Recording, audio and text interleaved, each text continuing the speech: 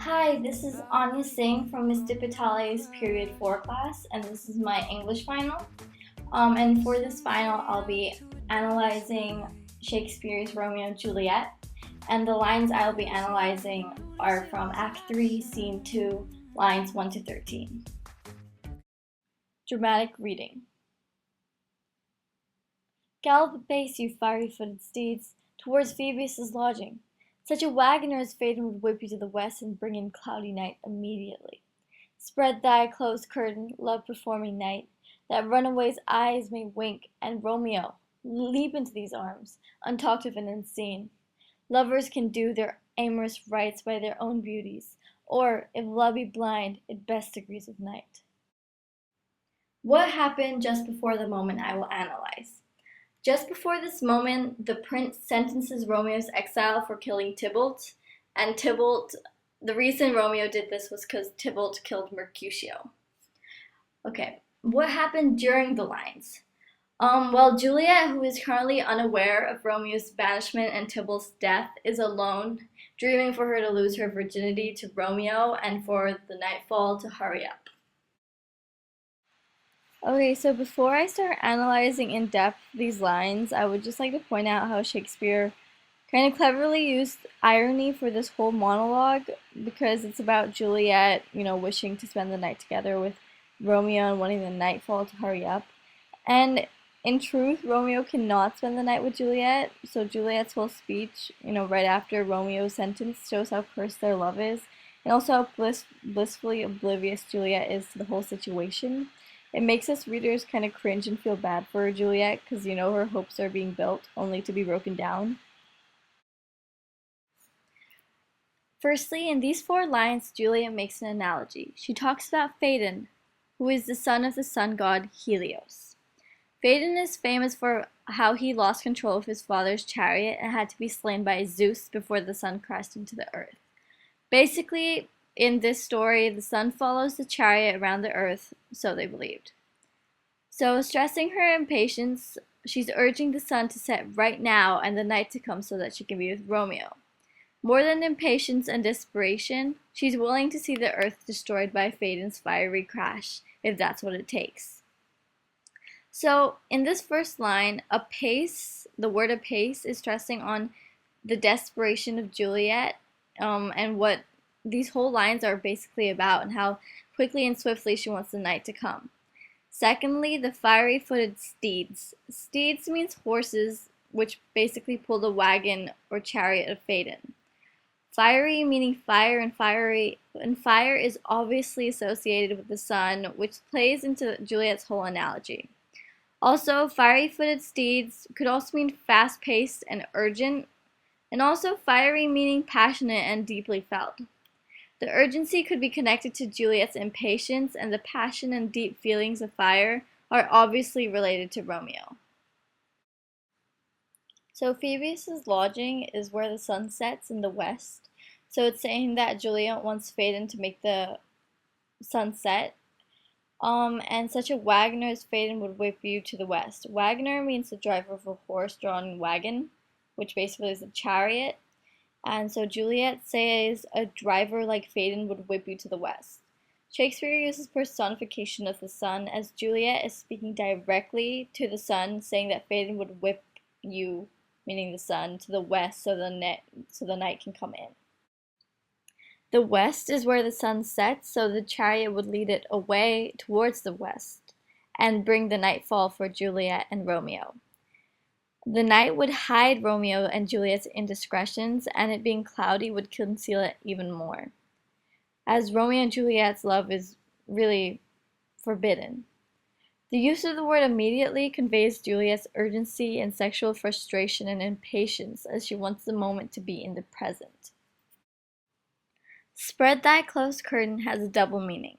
The first being to spread the darkness of the night so Romeo can meet Juliet, and also a closed curtain symbolizing secrecy.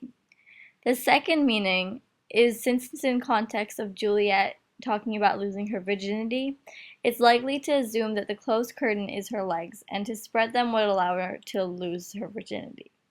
In this case, the words spread and closed curtains take on a more pun-like nature. Shakespeare also used personification, as Juliet asks the love-performing night to spread its curtains. It is personification, as non-living things cannot spread or love perform. Juliet asking the night to do such a thing is almost like she's begging to a non-living thing just out of impatience for Romeo. Also, there's a repetition of the word night, first being used in cloudy night in the previous sentence. The repetition of it shows the importance of the nightfall to Juliet, and also how impatient she is, as she keeps repeating the word night, as if it would come any sooner. That runaway's eyes may wink. There could be many different meanings to this one sentence. One of them could be that the runaway is the sun as it runs away as if being chased by nightfall, which could be personification of the sun as a runaway winking. The winking could just be about what Romeo and Juliet are supposed to do that night. Another meaning could be that the stars twinkling in the night sky would be the night winking at them for the same reason, which would still be personification. Or it could mean that the day is going to sleep and winking in the situation is sleeping, like in the phrase I didn't sleep but wink. Another alternative meaning could be in reference to Cupid, who is a godly cherub of love. As Juliet uses the analogy of the sun god when talking about the night falling, she could be talking about Cupid, the love cherub, when talking about an act of love. Juliet might be suggesting that Cupid share a knowing wink at her.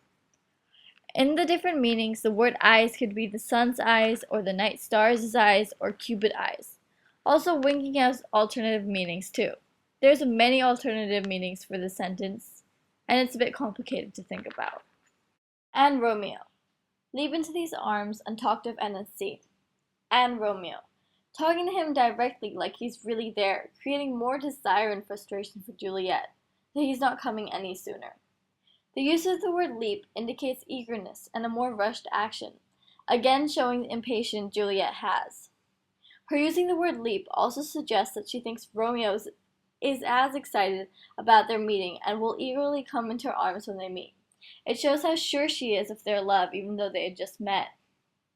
Juliet says these arms. It makes it seem like her arms are open and awaiting. When a person usually uses the words these, they indicate it. For example, I get the imagery that Juliet lifts her hands up or looks at them. It also seems like she herself is trying to fantasize and create imagery of their night together, and fantasizing about the moment they meet again. Untalked of and unseen once again stresses the importance of Romeo being unseen, for their privacy of the night and the forbidden love they have. It also came to mind that Juliet hasn't talked about Romeo that much in her life, as he just came into her life, and nor has she seen him.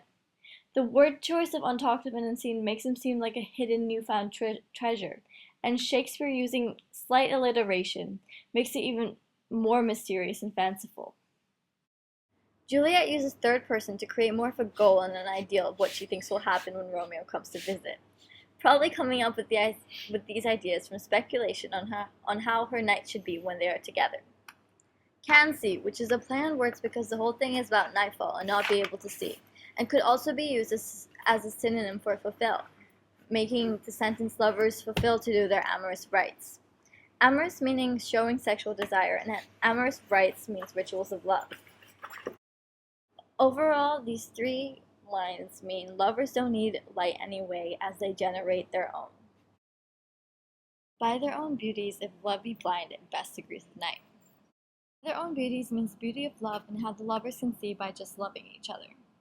Love be blind could have two meanings, with the analogy of Cupid and him turning a blind eye at Romeo and Juliet, and also deeper meaning that if love isn't real, with blind love, it is drawn to the darkness of night. This could also be foreshadowing, as Romeo and Juliet's love for each other was actually blind, as it was all about looks and the idea of falling in love, not actually falling in love with each other, which led to their death and darkness. Also, the repetition of the word night, again, shows Juliet's impatience for the night to come. Thank you for watching.